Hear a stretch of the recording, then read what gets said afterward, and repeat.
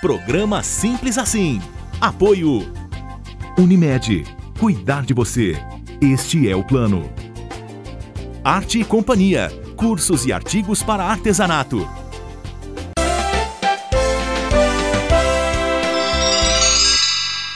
Dois assuntos trazem o Simples Assim de volta para uma conversa com o Dr. Arlindo Schizari Júnior, que é infectologista e recebe o programa para tentar esclarecer um pouquinho aí para você que acompanha o nosso programa sobre febre amarela, porque está todo mundo falando disso e muito preocupado com isso também. E sobre a chikungunya. Sim, muitas autoridades de saúde estão alertando para o risco de termos este ano no Brasil epidemias de chikungunya. Doutor Arlindo, mais uma vez, muitíssimo obrigada por nos receber e alertar e orientar a população. Eu que agradeço o convite e espero colaborar. Bom, vamos então começar falando de febre amarela. Embora esteja todos os dias nos noticiários, ainda levanta muitas dúvidas. Como é que a gente percebe que tem sintomas que possam ser da doença? Então, a febre amarela, assim como as outras doenças que a gente conhece transmitidas pelo Aedes aegypti, né, elas se iniciam de uma maneira muito semelhante. Geralmente febre alta, acompanhada de dor no corpo, dor de cabeça e mal-estar. Uma boa parte da população, quando tem febre amarela, ela tem esses sinais que não são específicos de nenhuma doença, né? Parece uma síndrome infecciosa, até uma virose qualquer, e melhoram e acabou por aí. Mas uma parcela da população evolui de maneira grave. E aí vem o nome, febre amarela, que é quando, além desses sinais e sintomas iniciais, a pessoa passa a progredir também com comprometimento do fígado, do rim, problemas de hemorragia, evoluindo com a forma grave até o óbito. Então ela fica ictérica, né? A icterícia, que é esse tom amarelado decorrente do acometimento do fígado. Daí vem o nome febre amarela, uma síndrome febril que evolui com comprometimento de fígado, dentre outros órgãos. Muitas pessoas têm relatado que o fulano, o Bertrano pegaram a tal febre amarela e que acabaram sendo internados e logo depois acabavam morrendo. Ela é assim tão devastadora? Ela é potencialmente grave, mas a maioria das pessoas tende a evoluir bem com cura espontânea. É porque a gente vê na mídia justamente os casos que evoluem mais grave e que chamam a atenção de toda a população. Mas na maioria das vezes a doença é autolimitada e tem cura espontânea, sem deixar sequela, sem nenhuma repercussão mais grave. Mas uma minoria das pessoas, em torno de 10 a 20% dos casos, evolui dessa forma mais grave. O problema é que quando a pessoa ela evolui de maneira grave, aí 50% morrem.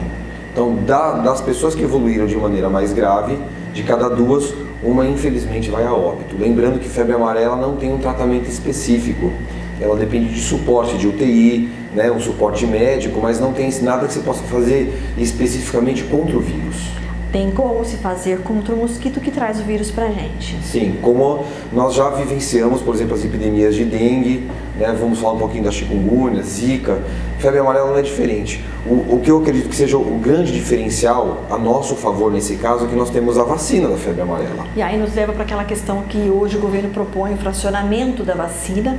Então muitas cidades estão promovendo a vacinação e dividindo, fracionando o frasquinho em doses pequenas para dar conta de todo mundo. E aí a pergunta que todo mundo se faz é se essa vacina fracionada tem a mesma eficácia que aquela que a gente tomou a vida toda. É um ótimo questionamento. Primeiro tem que ficar bem claro, e a gente recebe muita dúvida em relação que a vacinação hoje para a febre amarela é uma vacinação de dose única. Então toda pessoa, todo indivíduo entre 9 meses de idade e 60 anos que recebeu nesse período de vida uma única dose já é considerada imunizada para a vida toda. Esse não precisa tomar mais? Não precisa tomar mais, não tem essa mais de reforço a cada 10 anos, acabou. Dose única recomendada pela Organização Mundial de Saúde, né? Esse é o primeiro ponto. Em relação à dose fracionada, o que acontece?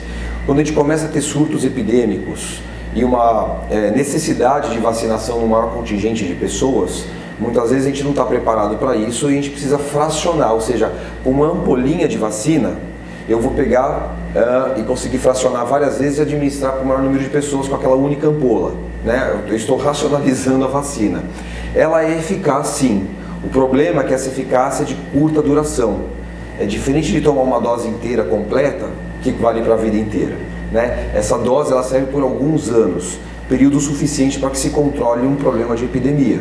Mas depois de passado alguns anos, essa pessoa tem que se vacinar com a dose completa. Quantos mais ou menos? Entre 7 e 10 anos. Tá, dá para confiar que está de boa, está imunizado. Sim. Mas a pessoa está vivendo um surto, uma epidemia na sua cidade e ela toma vacina agora. Quanto tempo entre ela tomar e começar a fazer efeito?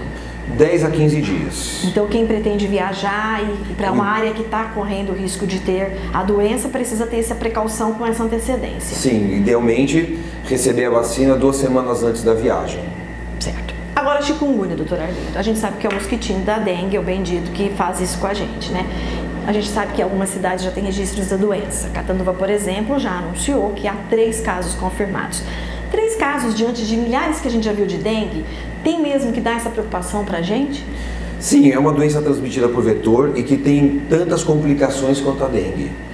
A diferença, acho que isso é importante, é entrar na questão dos sintomas, primeiro para a população ficar alerta do que pode ser chikungunya, para procurar o médico, e entender da importância de combater o mosquito, dentre outras medidas preventivas, porque é uma doença que pode gerar complicações crônicas. É muito mais grave que a dengue, por exemplo. Para algumas populações. Na verdade, assim, tanto a dengue quanto a chikungunya tem um potencial de gravidade. Tá. Mas o que chama a atenção da chikungunya é que ela causa uma inflamação nas articulações muito importante, algumas vezes até mesmo incapacitante. E isso, mesmo depois que o vírus vai embora, essa inflamação crônica incapacitante pode ficar por meses, anos ou até mesmo para a vida toda. Então, é uma questão até de qualidade de vida, né? Porque, por exemplo, dengue, acabou aquele período médio de 7 dias, a pessoa não tem nada, acabou. Chikungunya não. O vírus atua por em torno de 7 dias, como a dengue. Com os mesmos sintomas, doutor Arlindo? Então, a gente vai falar um pouquinho disso, mas assim, atua, depois o vírus vai embora, e aí fica a dor articular crônica, que lembra um reumatismo muito forte, deixando a pessoa debilitada para fazer suas atividades, até mesmo para dirigir um carro. Tá. Né? Em relação ao sintoma, o que chama atenção, que diferencia muito a dengue e chikungunya? Chikungunya causa muita dor articular, artralgia, dor nas articulações. Então é febre e dor nas articulações, sem outra causa. Dengue é febre, dor no corpo, dor de cabeça, dor no olho, pode até ter dor articular, mas é uma dor um pouco menos intensa. Chikungunya é uma dor muito forte e muitas vezes acompanha o inchaço, a pessoa percebe que a articulação está inchada, vermelha, quente. Então, o Ministério da Saúde coloca que todo paciente que tiver febre e uma dor articular intensa sem outra causa aparente tem que pesquisar chikungunya e procurar um médico. E o tratamento? Não temos um tratamento específico para nenhuma dessas doenças, né? Especificamente contra esses vírus, dengue, chikungunya, zika ou até mesmo febre amarela. É o tratamento de suporte, que é hidratação, como qualquer outra doença tem que manter uma boa hidratação, e a utilização de analgésicos, eventualmente anti-inflamatórios, por causa da dor articular. E aquilo que tem sido uma tarefa tão difícil para todos nós brasileiros, que é eliminar o bendito mosquito? Então, eu particularmente, uma opinião pessoal agora, eu não acredito que nós consigamos eliminar o mosquito. Talvez consigamos controlar a proliferação do inseto, que é, na verdade, um desafio, é uma coisa que vem se batendo nos diversos segmentos da sociedade, nas esferas governamentais também, mas eu acho erradicar, eu acho muito difícil que aconteça. Eu apostaria mais no investimento em vacinas. Né? Nós temos agora a vacina de dengue, outra vai sair logo pelo próprio Butantan. Já temos a da febre amarela, a vacina de zika está sendo investigada também, e chikungunya também. Mas eu acredito que o melhor jeito, assim, prático de se controlar a doença é por meio de vacinação. Agora, não é por causa disso que eu vou abandonar o pernilongo, né? Mesmo que eu não consiga erradicar, mas eu controlo a população desses insetos, obviamente o risco de disseminação da doença na comunidade diminui. Consideravelmente. Muitíssimo obrigada, doutor Arlindo. Disponha e eu fico feliz de colaborar com vocês. Programa Simples Assim. Apoio Unimed. Cuidar de você. Este é o plano. Arte e Companhia. Cursos e artigos para artesanato.